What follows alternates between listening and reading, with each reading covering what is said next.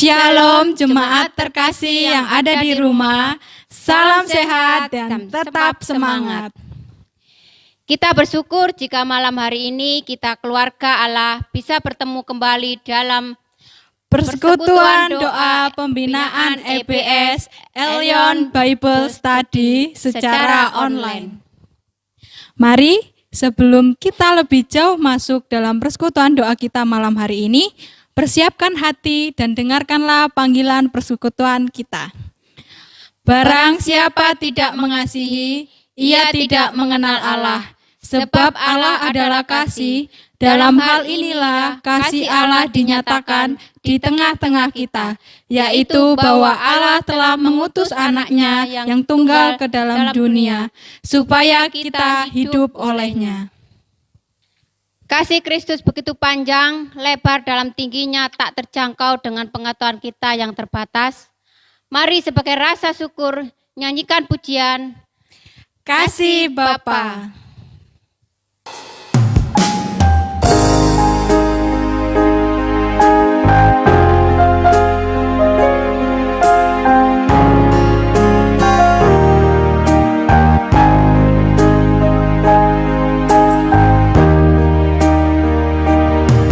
Seperti mentari yang bersinar, seperti itu kasih Bapa,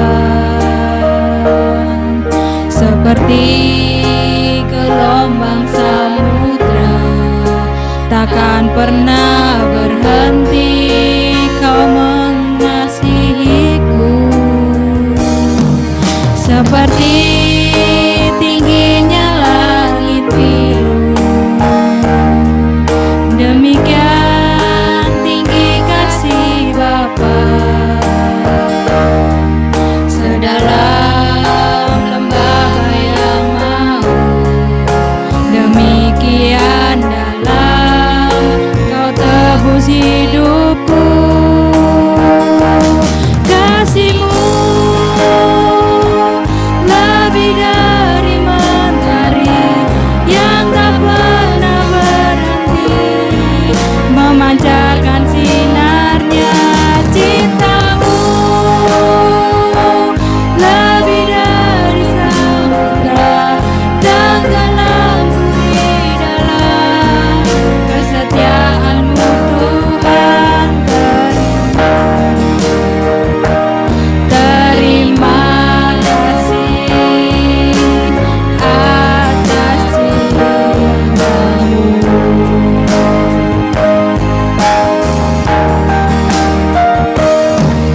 Seperti mentari yang bersinar, seperti itu kasih Bapa,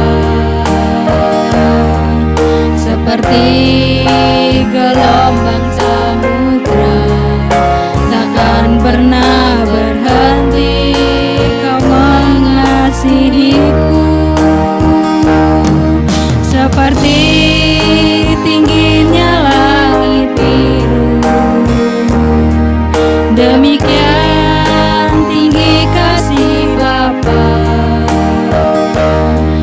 Sedalam lembah yang mau, demikian dalam kau tebus hidupku.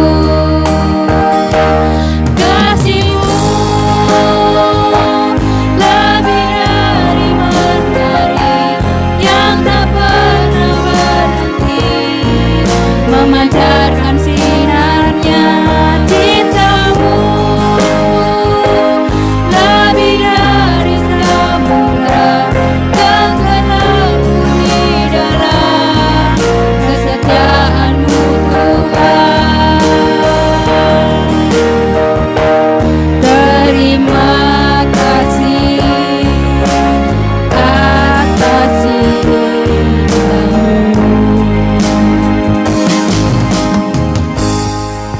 Mari kita berdoa menyerahkan persekutuan IBS dalam pimpinan Tuhan.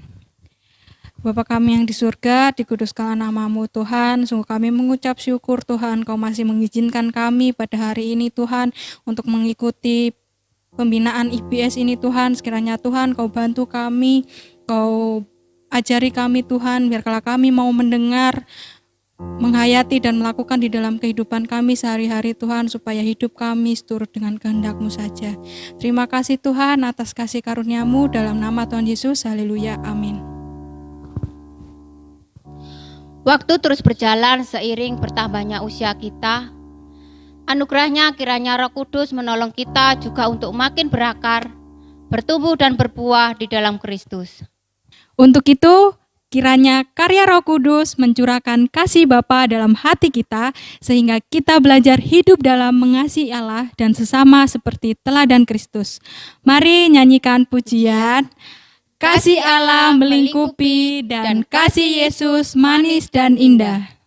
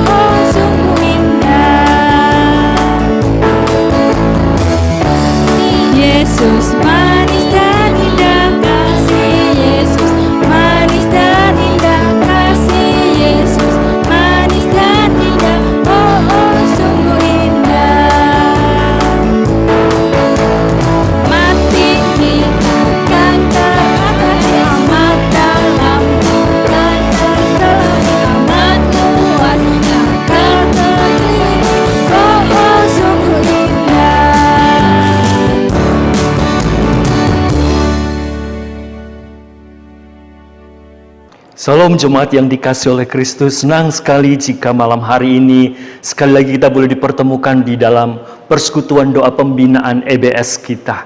Kiranya hasrat kita, kerinduan kita terus dipelihara oleh Tuhan, seperti api yang terus berkobar. Demikian Roh Kudus bekerja di dalam hidup kita. Karya Roh Kudus yang mengerjakan pengudusan dalam hidup kita, yang hari ini kita boleh pelajari tentang bagaimana Roh Kudus mengerjakan buah Roh Kudus di dalam hidup kita untuk terus bertumbuh serupa Kristus. Ada dua bagian ayat yang kita ingin baca bersama-sama. Mari kita membaca di dalam Matius 3 ayat 8 dan Galatia 5 ayat 22 dan 23. Saya bacakan untuk semua jemaat yang ada di rumah masing-masing.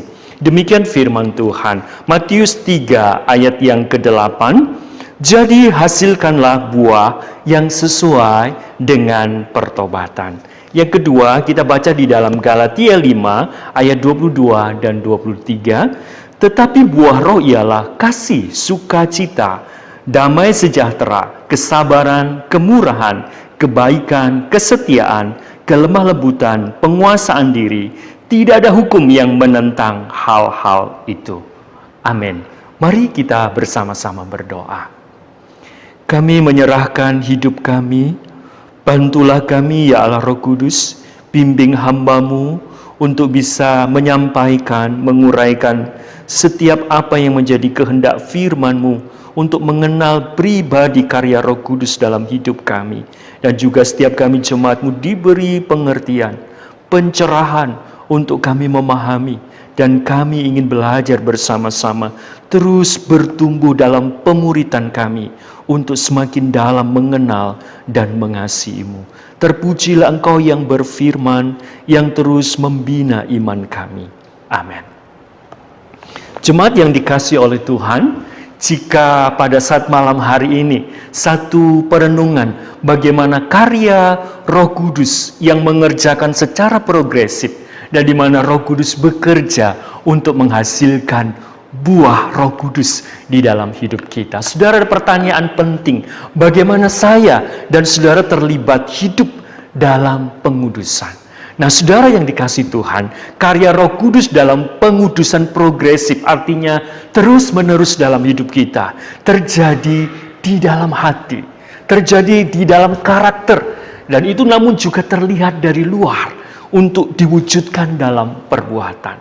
Saudara, ada kenyataan realitas pengudusan saya dan saudara. Ketika Tuhan Yesus ajarkan seperti yang kita baca dalam Matius 3 tadi, dikatakan, jadi hasilkanlah buah yang sesuai dengan pertobatan. Ini adalah pernyataan Yohanes ketika dia menyampaikan berita kabar baik atau Injil kepada orang-orang Yahudi. Dan ini juga berlaku bagi hidup kita sebagai murid-murid Tuhan Yesus.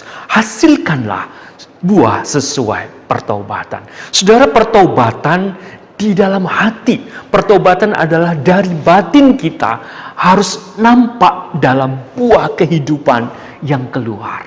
Nah, saudara, justru ketika buah itu ada, itu menunjukkan bukti kebenaran yang terlihat dari hasil pertobatan kita oleh karya Roh Kudus yang dahulu kita mati dihidupkan dan kita boleh dilahirbarukan. Ada satu pertobatan sejati dan hasil pertobatan adalah karya pengudusan Roh Kudus untuk menghasilkan buah-buah di dalam hidup kita. Nah, saudara, hidup serupa Kristus berarti menghasilkan buah roh. Dan ketika tujuan pengudusan Roh Kudus di dalam hidup saya dan saudara, hati kita, hidup kita ditransformasi sebagai orang percaya. Supaya apa? Tujuannya kita makin terus menuju keserupaan dengan Kristus. Nah, saudara, ketika kita menghasilkan buah roh, maka hidup kita terus menuju keserupaan dengan Kristus. Nah, saudara, apa makna keserupaan dengan Kristus? Ini bukan satu pengertian yang abstrak, tetapi ini berarti menjadi satu kenyataan bagaimana kita punya karakter Kristus yang nyata. Ini terlihat nampak ada buah roh di dalam hidup saya dan juga di dalam hidup saudara. Nah, saudara, istilah buah roh dalam Galatia 5 ayat 9 ini kontras dengan perbuatan daging. Saudara, bagaimana Paulus menggambarkan kehidupan daging itu adalah keinginan-keinginan yang terkuasai atau keinginan orang berdosa pada masa sebelum kita ditebus oleh Tuhan, sebelum diselamatkan. Iri hati, kesombongan, amarah, kebencian, kepentingan diri sendiri, penyembahan berhala, keserakahan. Kemudian dikontraskan dengan bagaimana sekarang Roh Kudus mengerjakan buah roh. Saudara, ini erat hubungannya orang percaya, saudara dan saya, dengan Tuhan. Ketika kita bergantung penuh dipimpin oleh Roh Kudus, maka Roh Kudus menghasilkan buah roh. Ada karakter supaya saya dan juga saudara boleh bertumbuh makin menyerupai Kristus. Saudara yang dikasihi Tuhan, natur buah roh itu adalah mengubah karakter dari dalam, tetapi juga nampak dalam hidup kelakuan. Saudara, ketika Roh Kudus mengerjakan sasaran pengudusan dalam hidup saya, dalam hidup saudara, maka dia mentransformasi. Allah Roh Kudus mengubah karakter hati kita, batin kita. Ini sesuatu yang dari dalam. Supaya apa? Kita tahu bahwa ada hal yang lebih utama yang dihasilkan, yaitu apa? Sesuatu dari dalam. Tetapi juga akan nyata nampak, yaitu keluar, di mana kelakuan hidup kita diubahkan. Saudara, perhatikan bahwa perubahan dari pekerjaan Roh Kudus untuk mentransform kita dari dalam itu tidak bisa terpisahkan di dalam tindakan. Tetapi saudara, ini tidak boleh dibalik. Roh Kudus mengerjakan terlebih dahulu yang utama dari dalam. Kalau dunia bisa kamuflase, semu, menyatakan hal-hal baik, misalnya menyatakan kasih, menyatakan kebaikan, tetapi tidak ada yang tahu apa yang menjadi motivasinya, apa yang menjadi dasar daripada setiap sikap, tindakan, perbuatan kasih misalnya. Kenapa? Karena manusia berdosa. Justru karena kita yang berdosa telah ditebus, Kristus mengerjakan being dari dalam. Kemudian juga mengubah secara otomatis. Ketika hasil perubahan itu ada nyata di dalam hati kita, maka itu akan nampak keluar, yaitu doing di dalam kelakuan dan perbuatan kita. Saudara, karakter akan menghasilkan perilaku, tindakan. Jadi Tuhan Yesus mengajarkan di dalam Matius yang sama adalah pohon yang baik akan menghasilkan buah yang baik. Tidak mungkin pohon yang tidak baik menghasilkan buah yang baik. Tidak mungkin istilahnya semak duri belukar akan menghasilkan buah-buah yang bermanfaat. Nah, di sini pentingnya hidup kita berada dalam relasi hubungan dengan Allah sendiri. Seperti yang Yesus pernah katakan, tinggal di dalam aku dan aku di dalam kamu supaya engkau berbuah banyak, di dalam Yohanes pasal 15. Jadi saudara, pentingnya transformasi hati. Karena hati adalah pusat keberadaan manusia, maka perbuatan juga akan berubah ketika hati ini diubahkan. Kita sadar sebelum kita berada di dalam Kristus, hati kita adalah hati yang penuh dengan iri hati, kesombongan, perbuatan-perbuatan daging yang nyata dari dalam hati. Tetapi melalui pekerjaan Roh Kudus mengubah dari dalam hati kita.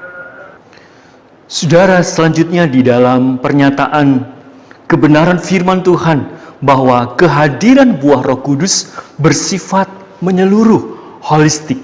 Realitas buah roh di dalam bahasa Yunaninya Galatia 5 dikatakan, tetapi buah roh, yaitu di dalam makna tunggal, menyatakan pentingnya saya dan saudara sebagai orang percaya menghasilkan buah tersebut secara bersamaan, bukan terpisah. Bukan keterpecahan atau sebagian. Misalnya, hidup saya hanya perlu atau bisa menghasilkan 6 buah saja. Roh Kudus bekerja hanya 6 buah Roh Kudus di dalam hidup saya. Tidak ada penguasaan diri, tidak ada kasih misalnya. Hanya ada kesetiaan, sukacita, damai sejahtera. Tidak, saudara. Bahwa ini menjadi keutuhan yang menyeluruh. Dan tujuannya adalah supaya kita menuju keserupaan dengan Kristus. Jadi 9 buah roh ini pada kenyataannya adalah karya pekerjaan Roh Kudus di mana kita terus bertumbuh untuk makin serupa dengan Kristus. Nah, saudara, pada kenyataan bahwa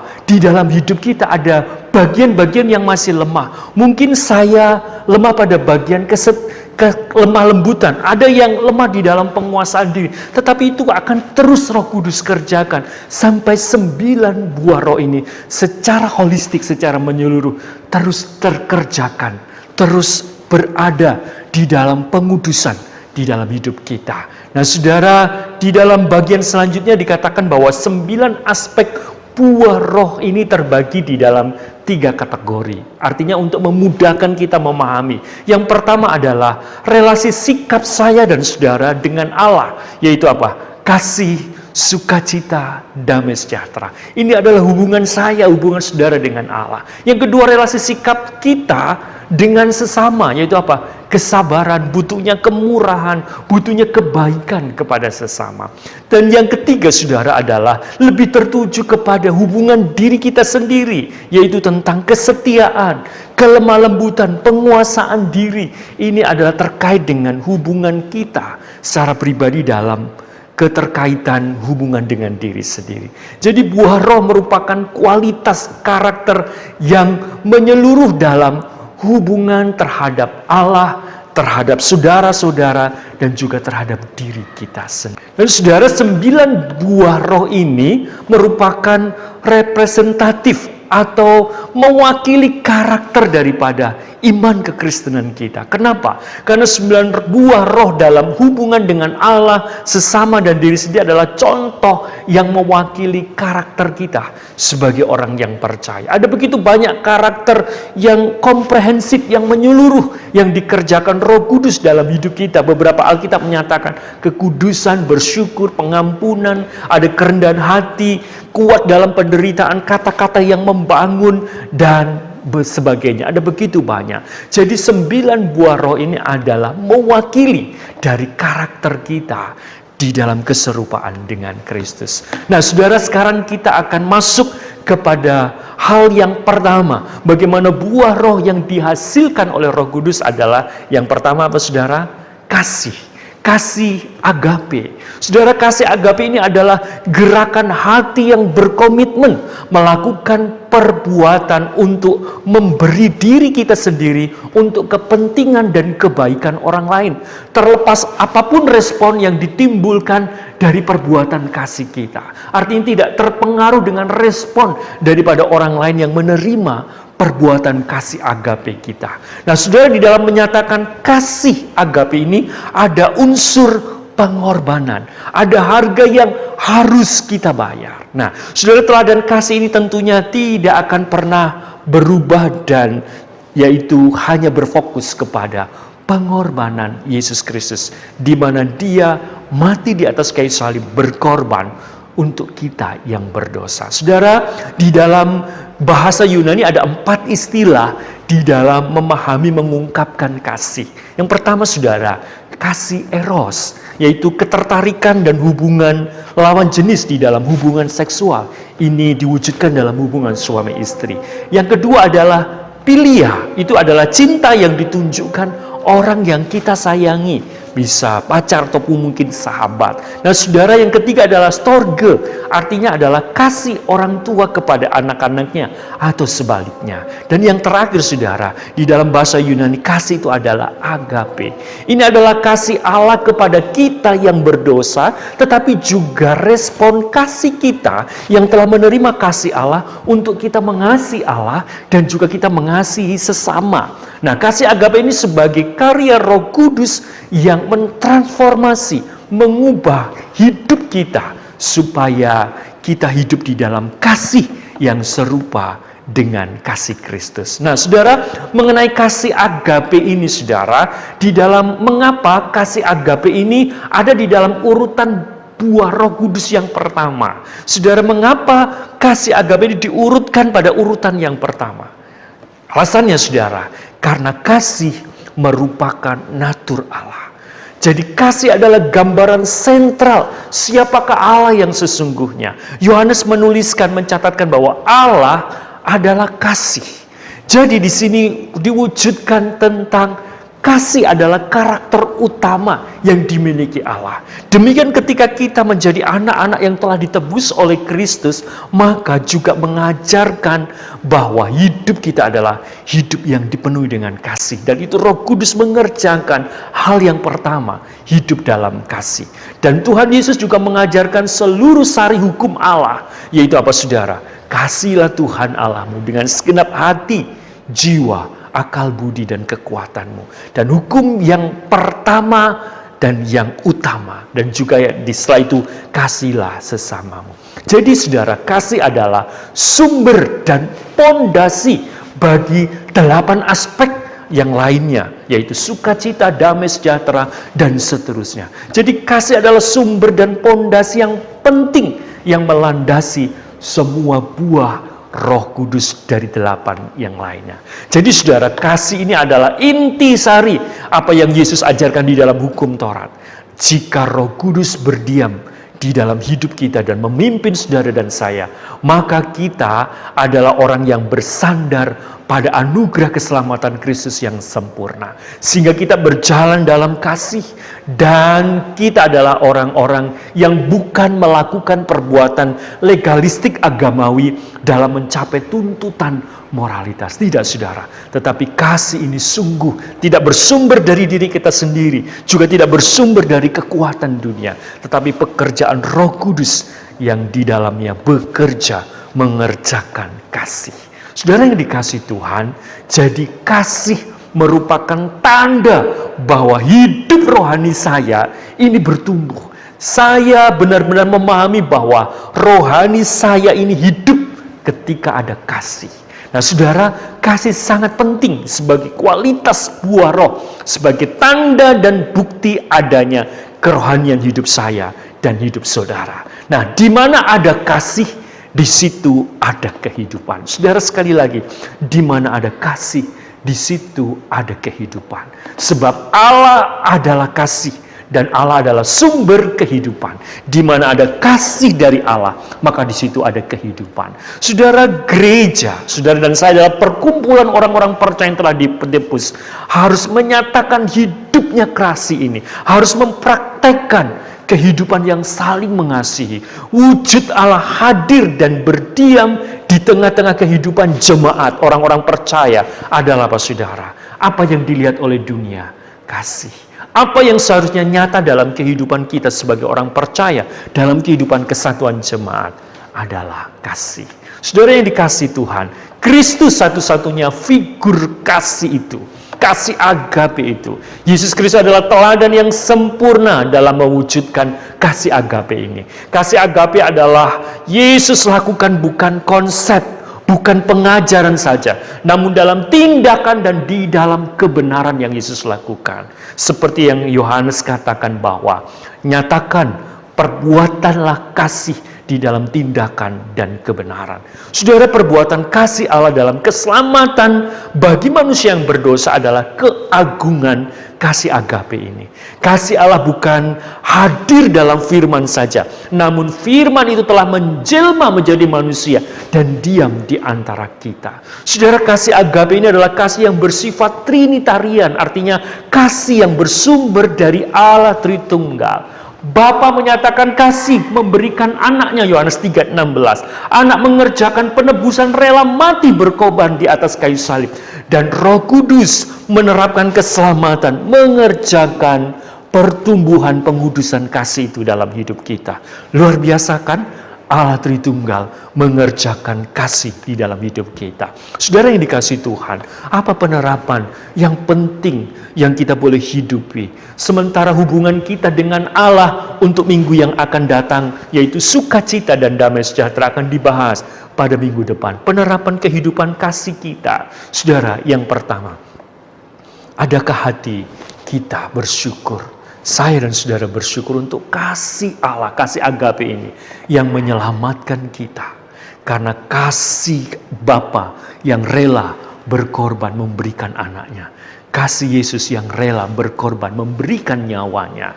Sungguh kita manusia yang berdosa, tapi telah menerima anugerah dari karya Allah Tritunggal. Sehingga Roh Kudus mengerjakan pengudusan untuk memimpin kita hidup di dalam kasih.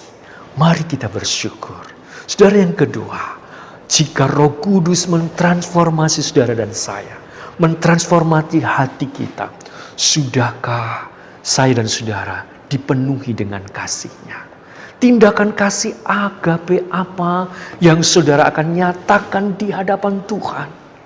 Adakah waktu untuk saudara dan saya mendengar suara firman-Nya?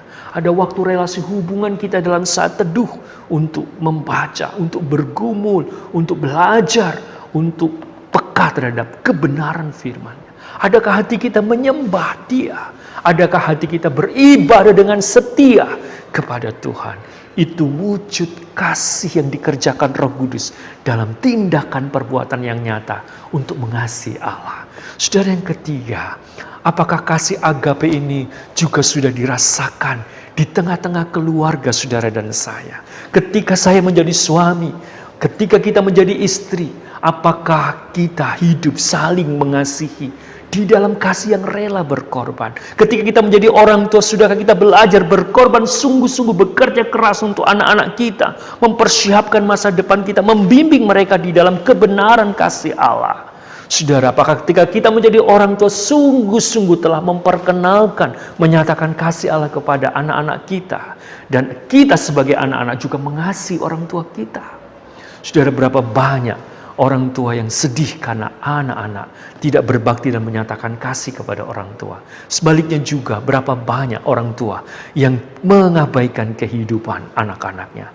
Mari pekerjaan Roh Kudus sungguh-sungguh kiranya mewujudkan kasih agape dalam hidup keluarga kita. Yang terakhir saudara, gereja kita Elion ini kiranya menjadi gereja yang hidup. Jemaat Elion Puri yang sederhana ini dikatakan hidup ketika kita menghadirkan kasih Allah. Dunia di sekitar kita rindu menyaksikan demonstrasi kasih itu. Dengan apa saudara, kita hidup saling mengasihi antara jemaat. Mari wujudkan apa yang menjadi kehendak Kristus. Hidup dalam perbuatan kesatuan kasih. Itu adalah kerinduan doa Yesus yang harus kita genapi. Kiranya di suatu situasi pandemi ini saudara, penuh pergumulan dan kesulitan, mari kita belajar peduli satu dengan yang lain. Mari kita belajar untuk mendoakan. Mari kita menguatkan satu dengan yang lain. Mari kita memperhatikan saudara-saudara kita seiman. Dan saudara, dimulai dari saudara-saudara kita seiman. Dan juga mari kita wujudkan kasih kita, kepedulian kita, perhatian kita kepada sesama di sekeliling kita. Amin. Mari kita berdoa. Tuhan, hidupkan kebenaran ini. Mari Roh Kudus yang akan membimbing kami untuk hidup di dalam pekerjaan Roh Kudus yang menguduskan hidup kami, supaya wujud kasih agape itu nyata untuk kami mempraktekkannya di dalam mengasihi Allah, di dalam mengasihi orang-orang di sekeliling kami, bahkan juga mengasihi diri kami sendiri. Terpuji Engkau yang sudah berfirman, hidupkan kebenaran ini dalam nama Yesus. Amin. Jemaat yang terkasih, kita bersyukur firman Tuhan membimbing kita untuk hati terbuka pada karya Roh Kudus yang mengerjakan karakter hidup serupa Kristus selama kesempatan hidup kita yang terbatas ini. Mari kita minta anugerahnya, kiranya Allah Roh Kudus mengerjakan perubahan hati kita yang dipenuhi dengan kasih Allah, sehingga kita terus belajar hidup mengasihi Tuhan dan sesama kita. Mari nyanyikan pujian, kasih pasti lemah lembut.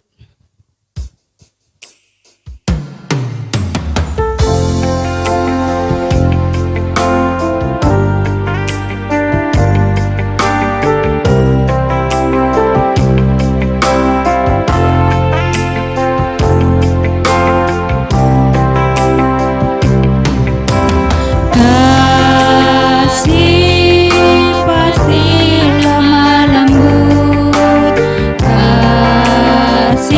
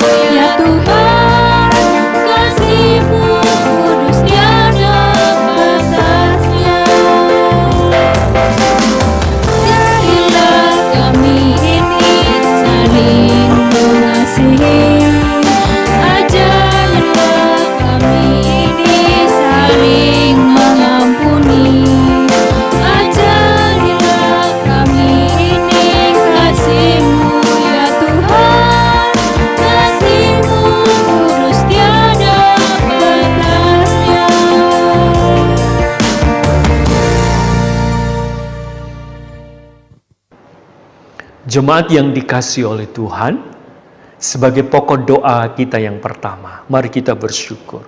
Karena Roh Kudus yang berkarya menguduskan kita, mengerjakan kasih agape, baik di dalam mengasihi Allah, mengasihi sesama, bahkan mengasihi diri sendiri. Mari wujudkan syukur ini, karena Allah mengasihi terlebih dahulu hidup kita. Mari kita bersyukur.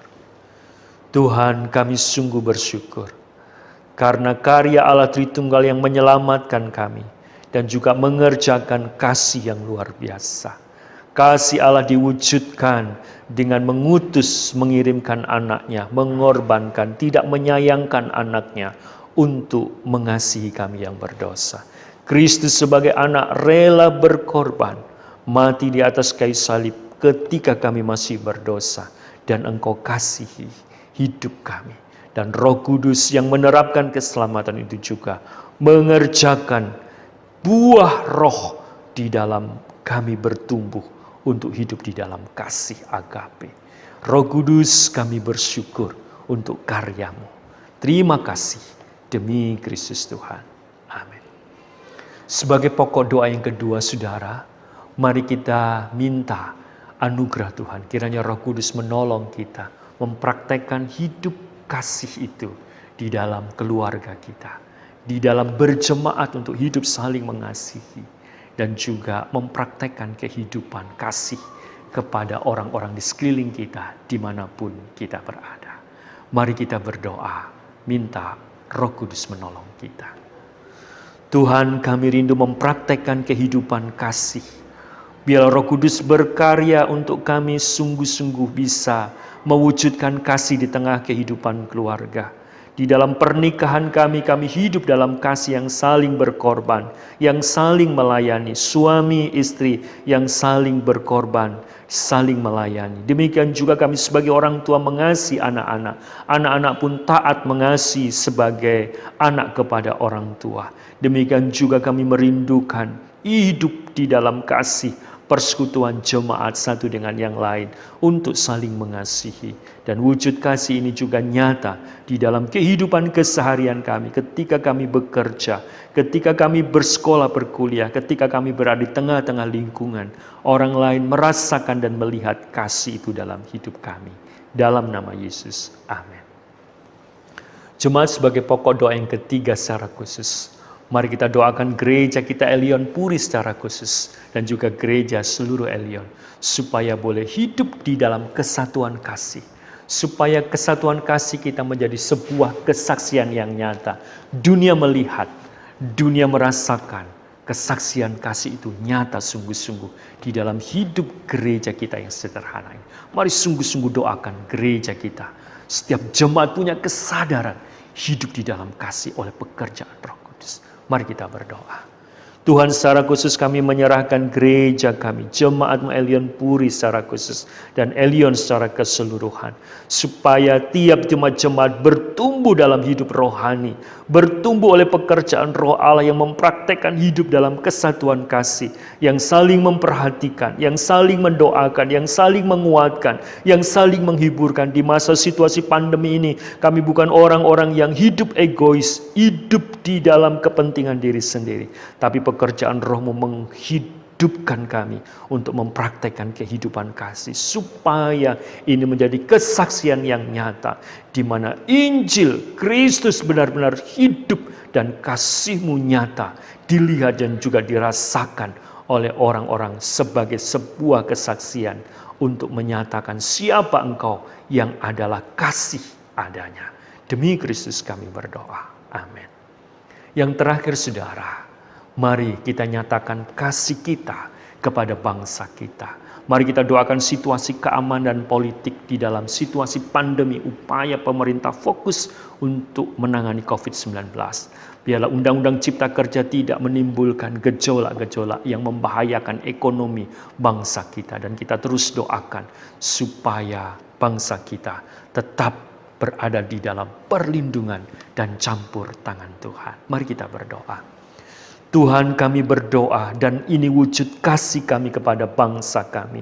Bahkan sampai suatu saat kami merindukan bahwa kasih Allah juga dinyatakan di tengah-tengah bangsa kami. Dicelikkannya mata hati bangsa kami untuk melihat kasih Allah di tengah situasi pandemi yang penuh pergumulan dan kesulitan. Tuhan beri keamanan, Tuhan beri perlindungan kepada bangsa kami, kepada negeri kami. Selamatkan Tuhan situasi keamanan, situasi politik dan ekonomi supaya tetap bisa berjalan.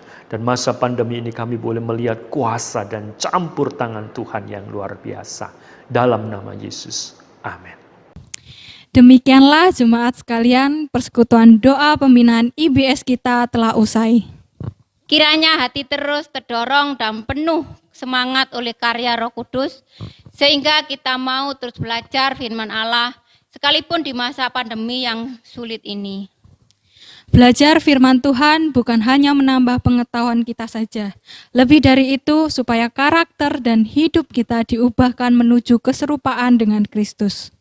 Pada akhirnya kami yang bertugas mengucapkan, Karya Roh Kudus yang mengerjakan dari dalam hati kita buah Roh Kudus untuk hidup dalam kasih. Amin.